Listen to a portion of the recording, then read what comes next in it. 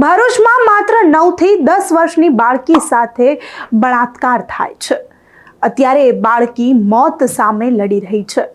ત્યારે મનસુખ વસાવા સાથે આજે વાત કરવી છે કે મનસુખ વસાવા સાહેબ દિલ્હીમાં બેસી ટ્વિટર પર પોસ્ટ કરવી અને વાતો કરવી ખનન માફિયાઓની તે પછી પણ કરી શકાય। તમારા વિસ્તારની મોટી ઘટના છે। માન્યું કે બાળકી ઝારખંડની છે, ઝારખંડનો એ વ્યક્તિ છે તેણે દુષ્કર્મ આચર્યું છે, પરંતુ મનસુખ વસાવા સાહેબ આખી ઘટના તમારા વિસ્તારની છે અને તમારા વિસ્તારની આ ઘટનાના પડઘા અત્યારે સમગ્ર ગુજરાત જ નહીં પરંતુ સમગ્ર ભારતમાં વખોડાઈ રહ્યા છે। તમારા દિલ્હીમાં તમારું સંસદનું સત્ર પૂરું થઈ જાય, તમને ટાઈમ મળે તો તમારા વિસ્તારમાં જે આ મોટી ઘટના બની છે તેના પર તમારું ધ્યાન ચોક્કસથી દોરજો, કારણ કે ઝારખંડથી પણ મંત્રી આવી ગયા છે। જો તમારી પાસે ટાઈમ હોય તો દિલ્હીથી થોડોક ટાઈમ કાઢી તમે વાત કરી લો, આ ઘટના પર તમે કંઈક બોલો। ત્યારે ઝારખંડથી આવેલા મંત્રીને સાંભળીએ કે તેઓ આ મુદ્દે રોષે પણ ભરાયા છે, ગુજરાતની વ્યવસ્થા પર પણ તેઓ રોષે ભરાયા છે અને સાંભળીએ કે ઝાरखंडના મંત્રીએ વધુમાં શું કહ્યું। मंत्री झारखंड सरकार ने हम 3 सदस्यों की टीम गुजरात भेजा है। मैं वहाँ के मिनिस्टर रूरल डेवलपमेंट पंचायती राज दीपिका पांडे सिंह, हमारे साथ एडिशनल डीजी सुमन गुप्ता जी हैं, डायरेक्टर IAS सोशल वेलफेयर की डायरेक्टर हैं किरण पासी जी। और आप लोगों की भी जानकारी में होगा कि झारखंड की एक 9 साल की बच्ची के साथ बहुत विभत्स घटना हुई है भरूच में। संज्ञान में आने के बाद आदरणीय हेमंत सोरेन जी ने ये डेलीगेशन भेजा है। हम लोगों का कंसर्न ये है कि उस बच्ची को मेडिकल अटेंशन प्रॉपर मिलना चाहिए, जिसको हम लोगों ने अभी आकर के यहाँ देखा है। साथ ही साथ हम सभी जानते हैं कि झारखंड के बहुत सारे माइग्रेंट्स गुजरात में हैं और इस तरह के क्राइम होने पर इन्वेस्टिगेशन किस तरीके से चल रहा है, इस तरह की सिचुएशन में ये तो एक एक्सट्रीम केस था, लेकिन अन्य भी जो छोटी बड़ी क्राइम की घटनाएं होती रहती हैं उसमें हमारे यहाँ से आए लोगों को क्या असिस्टेंस मिल रहा है। साथ ही साथ हम लोगों की यह भी चिंता है कि जो बस्तियां हैं यहाँ पर जो माइग्रेंट्स के हैं वो लोग किस कंडीशन में रह रहे हैं, क्या हाइजीनिक सिचुएशन है, सेफ्टी सिक्योरिटी की बात है, और जो कंपनी उन लोगों को यहाँ लेकर के आती है लोकल कॉन्ट्रैक्टर्स के माध्यम से, वो उनके वेलफेयर की चीज़ों को कहाँ देख रहे हैं। जिस परिवार के साथ ये घटना हुई है उस परिवार में 4 बच्चे हैं और पति पत्नी दोनों काम करते हैं, और जिन्होंने इस घटना को अंजाम दिया है वो भी उसी बस्ती में रहने वाले हैं।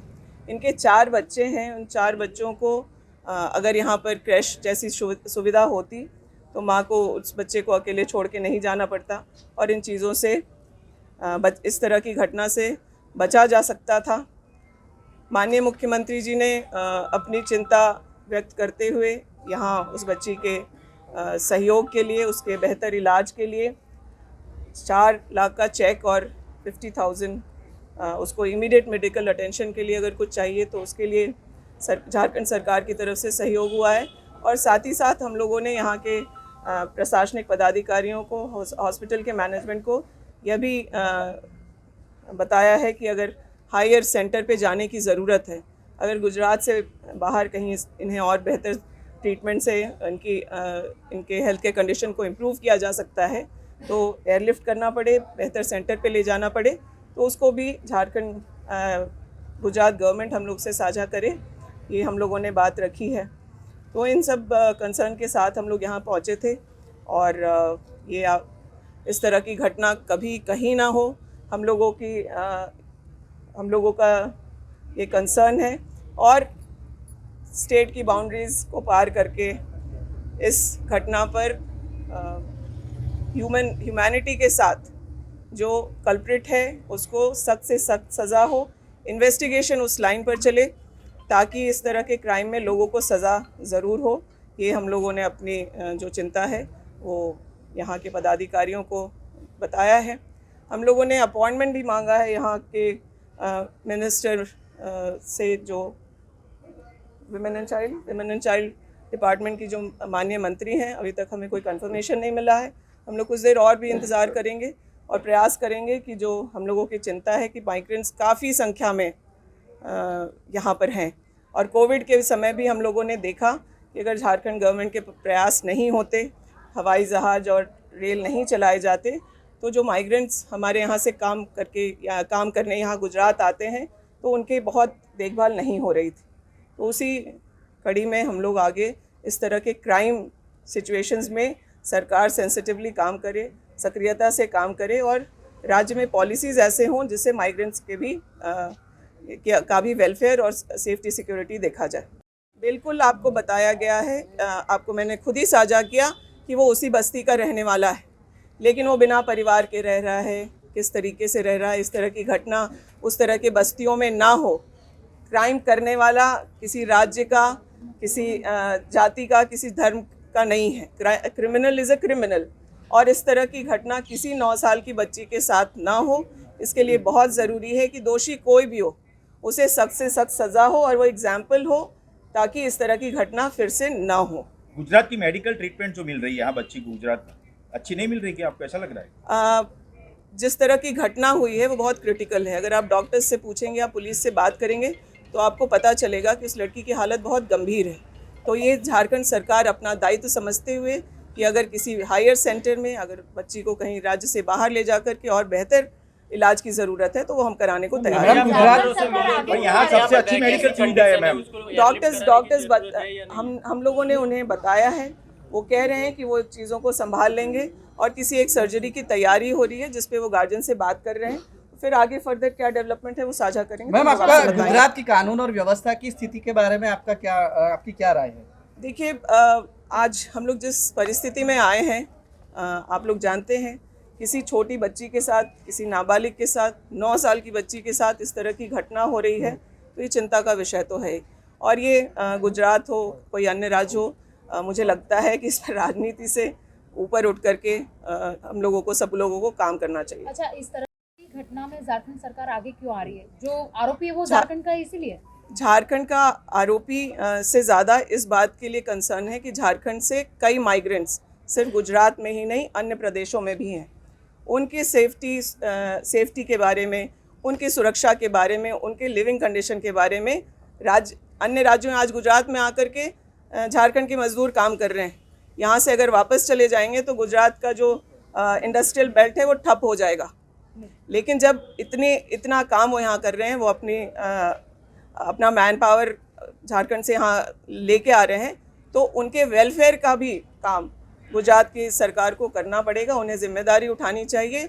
वो जिस वर्किंग कंडीशन में काम कर रहे हैं, इस तरह के जो कंपनीज़ हैं, वो क्रैश की सुविधा हो, बच्चों को स्कूल जाने की सुविधा हो, क्योंकि बच्चों का जो उम्र है वो स्कूल में पढ़ने का था। तो अगर कोई अपना राज्य छोड़ करके गुजरात चला आया है तो वो शिक्षा से वंचित हो जाए, ये भी सही नहीं। अच्छा, आपको ऐसा लग रहा है आपको नहीं माइग्रेन हो आपको गया है लग रहा वो है? लोग मैं बिल्कुल ये नहीं कह रही हूँ कि सेफ हैं कि नहीं हैं।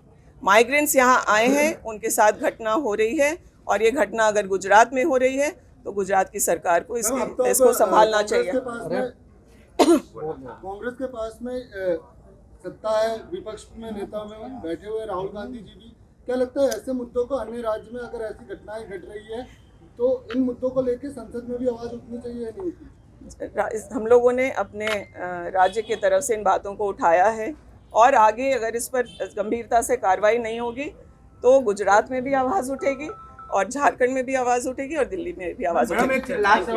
તો ઝારખંડના મંત્રી આ ઘટનાને વખોડી રહ્યા છે અને ગુજરાતની જે કથળતી વ્યવસ્થા છે તેના પર પણ તેમણે પ્રહારો કરી દીધા છે। તો મનસુખ વસાવા સાહેબ અત્યારે રેતી અને ખનન માફિયાઓનો મુદ્દો મૂકી ભરૂચમાં જે અત્યારે બળાત્કાર થયો છે તેના પર બોલો। આ બાળકી માત્ર 9 થી 10 વર્ષની છે। જ્યારે ઝારખંડથી મંત્રી આવતા હોય તો તમારા તો વિસ્તારની ઘટના છે ને, એ વિસ્તારના તમે સાંસદ છો, તમારી ફરજમાં છે આ ઘટના પર બોલવું। એટલે ટાઈમ મળે, તમારું સંસદનું સત્ર પૂરું થાય તો સૌથી પહેલા આ ઘટના પર કંઈક બોલજો ખરા। તમારું શું માનવું છે આ ઘટનાને લઈને અમને કમેન્ટ કરી ચોક્કસથી જણાવજો। મનસુખ વસાવા સાહેબને પણ તમે શું કહેવા માંગશો કમેન્ટ કરી ચોક્કસથી જણાવજો। તથા અમારી ચેનલ નિર્ભય ન્યૂઝને લાઇક, શેર અને સબસ્ક્રાઇબ કરવાનું ભૂલશો નહીં। આભાર।